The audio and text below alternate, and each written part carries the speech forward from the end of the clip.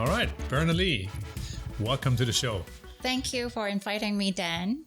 Okay, we're here in Dragon Range. Again, fabulous to be here.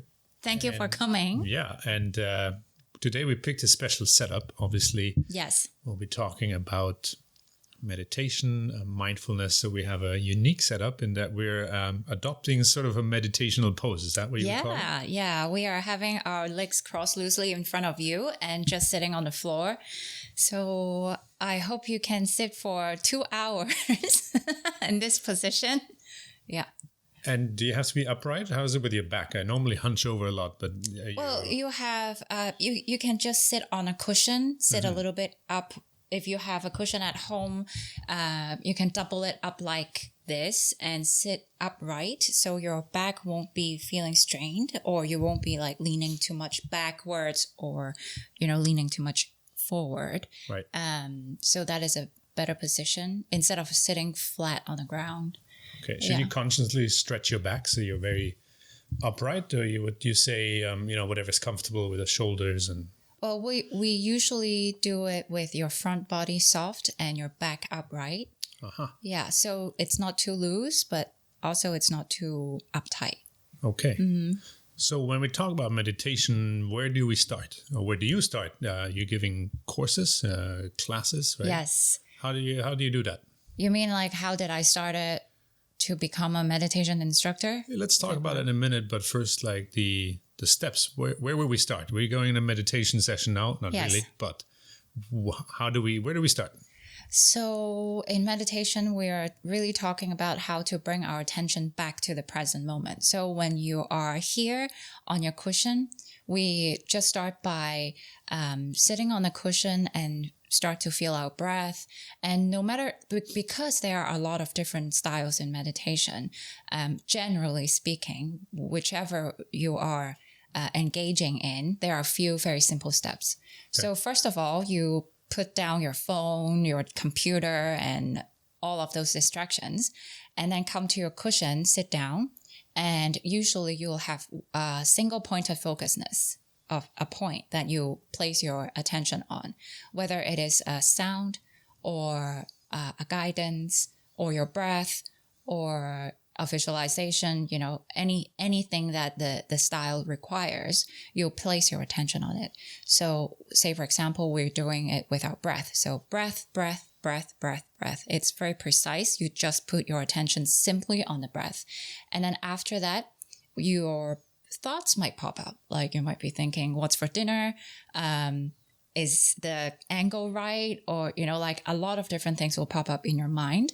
So in this particular moment, notice that you start to think. Your mind starts to be consumed by the past or the future. Notice it, let it go, and gently bring your attention back to your breath. So that's about letting go. And what does that achieve once we let go? So once you let go, we can come back to our breath. So you can really try to substitute that discursive mind with your breath and let your mind really take some rest. Because without space between ourselves and our thoughts, our emotions, and everything around us, you can't really have space to see clearly or to be able to connect with the present moment clearly. Yeah, right. So that's why we want to connect in the moment. And there's obviously different levels of proficiency in meditation, I would guess. Certain people have meditated for many years. Yes. What does that change? So many that listen in, maybe beginners, right, have tried a little bit. What happens if you do this for 2 years, 5, 10 years? Does that change at all your experience for meditation? So scientifically, I think in 2017, there is research conducted in Stanford by Dr. Sarah Lazar. And what she found out was she had a group of people from 20 years old or 18 years old to 50, 60 years old. So this group of people, they never tried meditation before. They had no experience in meditation. So what she wants to do is first to scan their brains and see what it's like. Like a CT scan, MRI type of thing. Yes, yes. So what she wants to do is to really compare whether a person with meditation practice it has a healthier brain or not. Okay. So with this group of people, they never tried meditation. And during that 3 months period, every day they will listen to a guided meditation for half an hour or more. And what she found out was after that 3 months period, even a 50-year-old person or a 60-year-old person, their brain will structurally have changes. Like there will be more gray matter. As a matter of fact, gray matter will not increase after 25. It will just decrease. That's why you see old people with like lack of memory and, the executive function of the brain is not as nice, like it's not as precise. So what she found out is that through meditation, your focusedness will increase and then clarity of mind and like your PFC, like prefrontal cortex and your hippocampus, the gray matter will increase. And there is like a structural change in your brain. You'll become healthier. A 60-year-old brain can be as healthy as a 25-year-old brain. If you practice for 3 months or more, there will be structural change. So that might be what you were asking, like a meditator for 2 years or, for 3 months. I think 3 months is already a very good place to start if you really want to try to have more calmness, more focus, and have a better immune system, better executive function. I think that would be a good way to go. So you can experience change directly after a fairly short period of daily practice of meditation, right? Yes. So you got to stick to it. And it's 30 minutes a day, roughly, you said? Preferably, if you could, 30 minutes a day will be very good. But usually, in Hong Kong or anywhere around the world, we have so many different things to do every day. And it seems like it's very hard to get like 30 minutes. Get a break, yeah. Yeah, like a break really for ourselves to connect with ourselves. Like even when you are taking a shower, let's say, you might be thinking about work. You might be thinking about how to set up the whole thing, like how to edit it. So we are really not in the present moment very much. And in meditation, through the breathing technique, we are trying to bring ourselves back at least for 30 minutes a day. But having said that, I would say for the listeners, it's good to start with, say, like however minutes you have the day that you are conscious about that you are breathing. So whenever you feel agitated or feel impatient, just try to bring yourself back to the present moment by asking yourself, are you breathing? And that 1 minute, 2 minutes, 3 minutes, or 5 minutes, it's already good enough to kickstart your practice. And this is better done in the morning or lunchtime, or where do you think, or before you go to bed or before dinner? I mean, somewhere you got to fit it in. Yes. Is it just a matter of building a routine? Or would you say there's a certain time of day which everybody's got, or everybody's got to figure out their own way, right? I would say if you are just starting, it's good to have a routine. But if it's really hard for you to stick to a routine, just like, any time you have, when you are taking a tea break at the office, you can do some breathing practices when you are taking your tea or coffee or whatever drinks that you are having. Or preferably, I would say in the morning and before you sleep, because in the morning, it's a very good practice for me, at least, to kickstart the day, to set the tone. Because sometimes when I wake up, like before, when I didn't really have the routine of waking up, having some breathing practice before I finally get up, I would feel very agitated the whole day. Say like you rush to get up, you snooze the alarm and then walk to the bathroom. Maybe you get tripped by the carpet, like the whole day just kind of like sucks. But if you start gently easing into the day, then you're setting the tone for more calmness to come. So I would definitely recommend in the morning, and frequency, it's better than duration. So if you can do it more frequently, it's better than you just sit for half an hour every day and force yourself to do it. And you have to get out of bed, right? Not lying in bed and sort of. Well, if you are not very used to meditation, you can also lie in bed, just do some breathing before you get up. Say like you snooze the button and then you do for 8 minutes, just concentrate on your breath and put your hands on your belly and just feel that belly breath. And then you finally get up and do a little bit more and go brush your teeth, make your tea, and that would be nice. Mindful snoozing, very good. Yes. Why isn't that more popular? Yeah. So you set out to make this your mission, I guess, and your profession. Yes. To teach people how to meditate. Yes. BernaLee.com, right? This is your platform. Yes. So what got you into that sort of path? Obviously, you set up your own business, we are fair to say, right? Yes. How did you end up in this? Well, when did you first think I want to become a meditation instructor? I think when the first time that I wanted to become a meditation instructor was the time when I just came back to Hong Kong from from a business that I an art business that I used to do in mainland China. And at that time I felt really burnt out, and there are a lot of things like personal and work wise, professional wise, I just couldn't really, I was just close to a breakdown. So I just had to take a year break to settle down myself and see what I really want to do. And during that time when I was taking a break, I still didn't know that I want to become a meditation instructor, although the practice has always been in my life, some form of spiritual practice. It's always. When did you in my start? life. When was your first time that you Have a spiritual practice? You mean? No, that you started meditating, right? Oh, yes.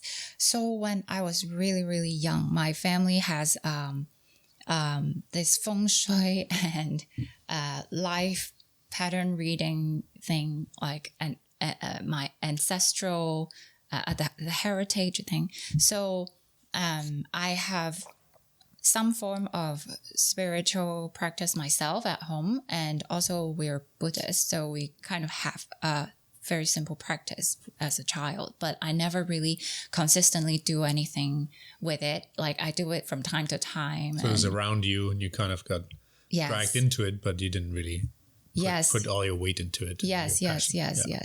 So until I grew up, and then I just got into a lot of blockages in my mind and everything. So I decided to take a break. And after that break, during the break, I was trying to do some therapy, meditation, and a lot of different things. I just gave myself some space for a year and to figure things out. And during that year, I found out that meditation really helped me a lot by coming back to myself.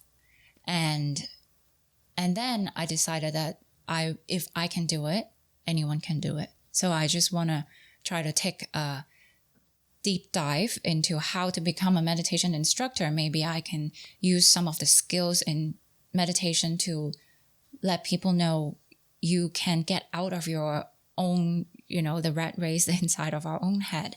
And that's how I started to try to do this. Now, you said before you went to mainland China, was Yes. it also running your own business, or were you just part of something bigger? Or because it's a big step to start doing your own thing. Yes. Was that already, did you do something similar before? Or was this the first time you said, okay, I'll go out on my own and, It is the first time I'm going out on my own into this little adventure of myself. It's not easy to start something new from scratch, but I thought to myself that if, we only live once, and it doesn't hurt to really try out something new. So I used to do more about fine arts. I used to do antique restoration, antique trading. not the actual restoration, but the trading part behind it, right? Or did you also restore? I also restore. That's pretty meditative in a way too, Yes, right? You need yes. patience and... Yes. Well, we can get into that a little bit of how it meant to me. Like now, it come back to a full circle. I did a lot art-related activities, exhibitions, because when I was in San Francisco, I used to do antique and also contemporary art, but contemporary Asian art and Asian antique, Chinese antique in particular. And I worked at Bonhams and Butterfield after I graduated from USF. And then a few years later, my parents wanted me to come back, and I didn't really want to come back to Hong Kong. And my dad was working on the Olympics opening at that time in Beijing. So he was like, why don't you come to Beijing and take a master's or something? And I was like, oh, okay, that sounds good. Like, I don't need to stay home in Hong Kong. Then I directly went to Beijing, started my master's degree there for art administration kind of work, or exhibition kind of management kind of work, my master's. And yeah, I used to do a lot of exhibitions, cultural related activities, antique trading, auctions and all that in China. And gradually I had a business that I partially owned. It was on wellness, actually. It was a wellness ahead of the time, no, for wellness back then? Yeah, it was quite some time ago. We set up something like a spot, a wellness place in China in Wudang Mountains. Okay. So it's in Hubei. And Wudang Mountains, it's very famous for Taoist traditions. So for Tai Chi and, all that philosophy, Taoist philosophy. And I was really into it at that time because I'm really interested in anything spirituality. Mm-hmm. So, I've worked on the project for a couple of years, but because of personal reasons and the fact that I don't stay in China as much, and it just didn't really work out for me. So I was there traction though on was it well received, this idea of wellness? Because it's still a fairly nascent industry in China, right? If it's associated with traditional influences, right? There seems to be a bit of TCM, traditional Chinese medicine, some, as you see, Tai Chi, you would think that it has more resonance, but then people just go to their chiropractor and down the street they charge 30 RMB and that's it, right? So it's how did you see that? Did it really, is it picking up? Did it pick up back then, or what was the challenge around? I think people were generally quite interested in it because we were trying to do something more on the high end for the mainland crowd. And we had a partner at that time in China that they can rally people to come over and all that stuff. So it was still okay. But the thing about it, it's just, it didn't work out for me because it's the whole, I can't say not particularly political situation, but a lot of different things just happened and it just didn't really work out. And I wasn't there as much as I should have been. And it was very early on that I was trying to do a business in China. And running your own business takes a lot of dedication, right? Yes. You cannot. Yes, and the fact that I'm a woman in China talking to people sometimes is not as easy. Really? Yeah, mostly to men or to women, or just in. I think culturally there is something that I don't really. I'm not really getting used to the whole cultural thing. So it will be, at that time, I thought it would be better if I can have a partner that is like a man to deal with those people, Okay. But now that I look at it, maybe I can, step up a little bit for myself to do the work, then it will be better. So that was an experience. This is more in a business sense or more in a wellness sense? In the business sense. Yeah, business is rough, right? I mean, this is, yes. I understand. But in wellness, there's no barriers in that way. In that sense. Yeah. Okay. So, what came first? The decision to do meditation came before it was really a decision to turn this into a business? It was a business idea first before it is a meditation, because at that time I was not so, I didn't really have a regular practice at that time. I was just really interested in the whole philosophy, the Taoist philosophy of wellness. And that's why we were trying to invite the experts from Hong Kong to China and do talks and exchange, cultural exchange and everything at the spot at Wudang Mountains at that time. So it wasn't fully about meditation.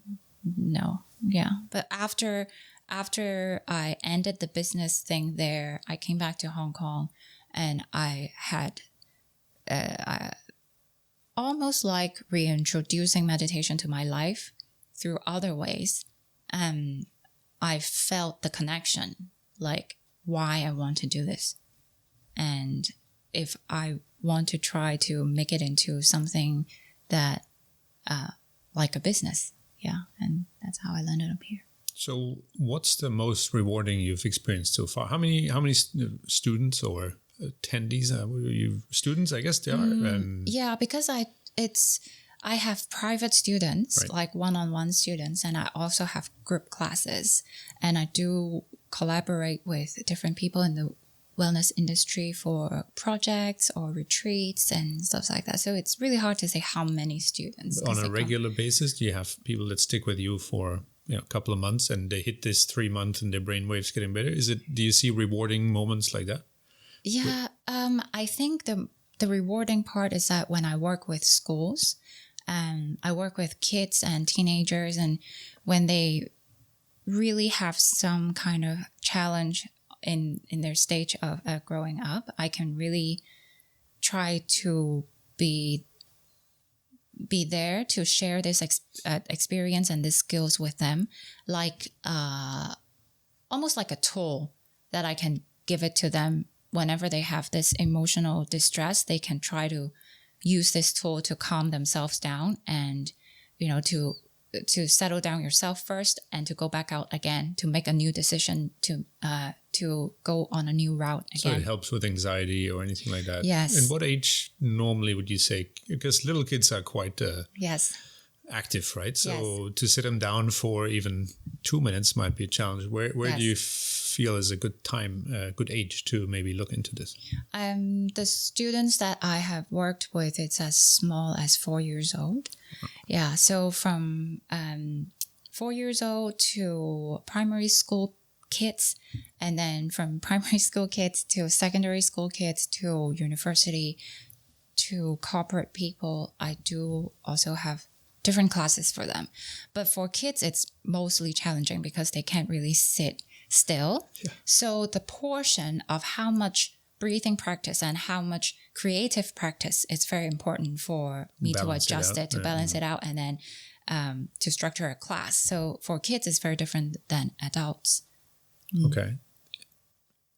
Now with the kids, so you go into schools, do you go back to them? Or, is this something, if anybody's listening now and say, I have a class, would be great. Do you just go in for a half an hour, or what's your normal routine around that? It's about an hour, because what I do with my classes is a little different than, let's say you go to a yoga studio or meditation studio. For adults, it's like you're having a seated practice or some lying down practices. But for kids or for adults, sometimes I will add the creative aspects in it, because after all, I'm from an art background, a more creative background. So what does that include, creative part? The creative part, I will adjust it according to the group that I will be teaching, like what they will be more familiar with, what will be more easier for the space to do, all that will be in consideration. Sometimes it's painting, sometimes it's writing, sometimes it is just tea making, or, flower meditation. Anything can be meditation, or like we can have a walking meditation as well. So for my class, I want to include more about meditation in daily lives, what we can do in our daily lives, or something that is more creative than just day-to-day things that we could do. Because then you see the full effect or the results or the impact, right, of meditation if it's done frequently. Yes. And also there is, I don't know if you are familiar with this idea of wabi-sabi. Have you ever heard of it? I've heard of it, but yes. I'm drawing a blank. Let's put it this way. So wabi-sabi, it's like really looking at the beauty of impermanence.